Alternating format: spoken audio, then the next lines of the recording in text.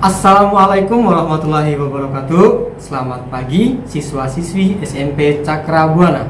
Pada kesempatan kali ini kita akan sama-sama belajar untuk materi bahasa Indonesia. Khususnya di materi kita akan meningkatkan literasi membaca melalui kegiatan membaca buku fiksi dan non-fiksi. Sebelum kita masuk di materi, kita akan sama-sama mengetahui terlebih dahulu apa saja tujuan yang akan kita capai dalam pembelajaran kali ini. Untuk tujuan pertama, kita akan dapat memahami dan menerapkan metode SQ3R. Yang kedua, kita dapat memahami unsur-unsur penyusun buku fiksi dan non-fiksi itu sendiri. Kemudian, untuk tujuan selanjutnya, kita akan dapat menganalisis unsur-unsur penyusun buku fiksi dan non-fiksi. Di sini kita akan sama-sama masuk dan mengulas untuk materi yang kita pelajari sebelumnya. Sebelumnya kita sudah mempelajari tentang teknik membaca buku. Teknik yang paling efektif menurut Pak Rahman yaitu kita harus menggunakan teknik metode membaca SQ3R. Apa saja sih metode SQ3R itu? Kemudian kita juga sempat membahas dan mempelajari tentang unsur-unsur penyusun buku fiksi dan non-fiksi.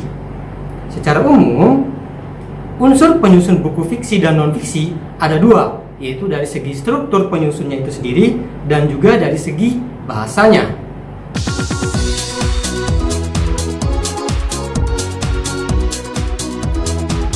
Di dalam video ini kembali dijelaskan tentang unsur-unsur penyusun buku fiksi dan non-fiksi. Kemudian disajikan pula tentang contoh cara menganalisis buku fiksi dan non-fiksi.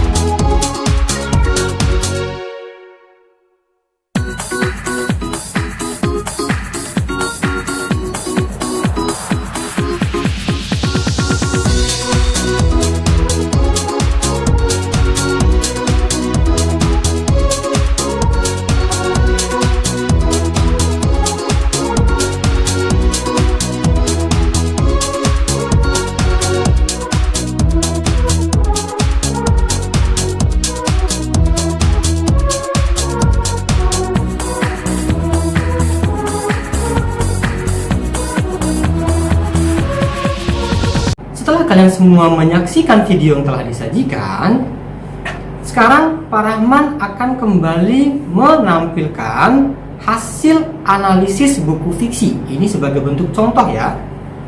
Ini Pak Rahman ambil dari video yang tadi. Untuk hasil analisis buku fiksi, yang pertama, dari segi identitas buku. Dari segi identitas, buku fiksinya yang berjudul Cerita Buat Para Sahabat, kemudian ditulis oleh Agus Nur dan diterbitkan pada tahun 2014. Penerbitnya sendiri dari PT Gramedia Pustaka Utama Jakarta. Bentuk ulasannya dari segi judul, buku tersebut terbilang sangat menarik. Kemudian yang dianalisis kedua yaitu dari segi cover atau sampul. Gambar yang tertera dari buku tersebut yaitu menggambarkan keadaan sosok perempuan yang memikirkan sesuatu. Bentuk ulasannya memiliki ulasan yang sangat menarik dengan gambar dan judul yang sesuai dengan cerita yang dimuat. Selanjutnya, Pak Rahman akan menyajikan tentang hasil analisis dari buku non-fiksi. Yang dianalisis di sini yaitu dari segi identitas dan subbab buku. Ini hanya sebatas contoh ya. Dari segi identitas, judul buku tersebut yaitu Bahasa Indonesia Kelas 10. Diterbitkan pada tahun 2015. Kemudian penerbitnya adalah Kemendikbud. Hasil ulasannya dari segi judul terbilang cukup menarik. Kemudian unsur kedua yang dianalisis yaitu subbab buku.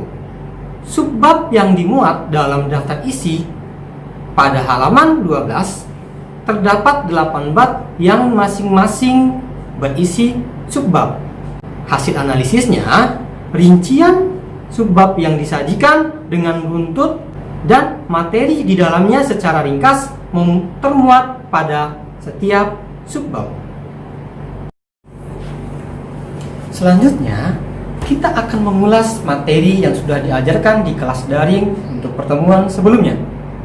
Yang pertama, kita telah diajarkan untuk teknik membaca. Salah satu metode membaca yang diajarkan yaitu dengan menggunakan metode SQ3R. Masih ingat apa itu metode SQ3R?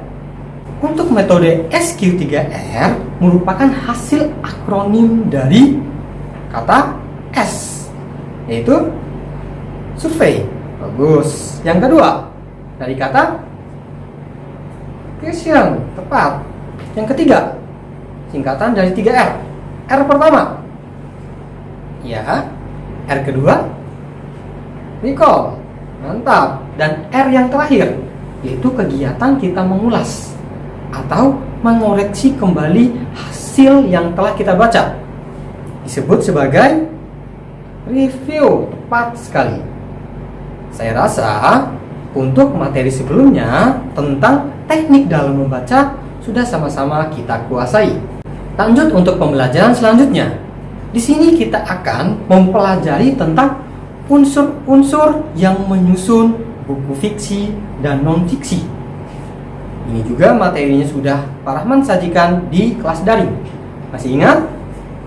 Ya, secara umum unsur-unsur yang menyusun buku fiksi dan non-fiksi itu ada dua, yaitu dari segi struktur dan yang satunya dari segi bahasa. Sekarang kita mempertegas dulu dari segi struktur. Untuk segi struktur yang menyusun buku fiksi itu sendiri yaitu yang pertama, sampul. Yang kedua, identitas dari buku itu sendiri. Dan yang selanjutnya ada tema, ada alur, ada tokoh dan penokohan, ada watak dan perwatakan, ada pesan atau amanat. Ini yang paling penting. Dan selanjutnya mungkin lebih ke sudut pandangnya. Kemudian untuk struktur yang menyusun dalam buku non-fiksi itu bersifat sistematis. Maksudnya kata sistematis ini tergantung dari aturan yang dibuat oleh instansi atau lembaga yang mengeluarkan buku itu sendiri. Misalnya skripsi. Skripsi yang dibuat oleh salah satu universitas dengan universitas yang lain itu berbeda-beda, tergantung dari kebijakan yang digunakan oleh pihak kampus itu sendiri. Selanjutnya, yaitu dari segi bahasa. Bahasa yang digunakan dalam buku fiksi itu merupakan bahasa yang tidak baku. Biasanya, bahasa yang digunakan itu bahasa-bahasa kiasan atau lebih dikenal dengan istilah majas. Yang kedua, bahasa yang digunakan biasanya merupakan bahasa istilah.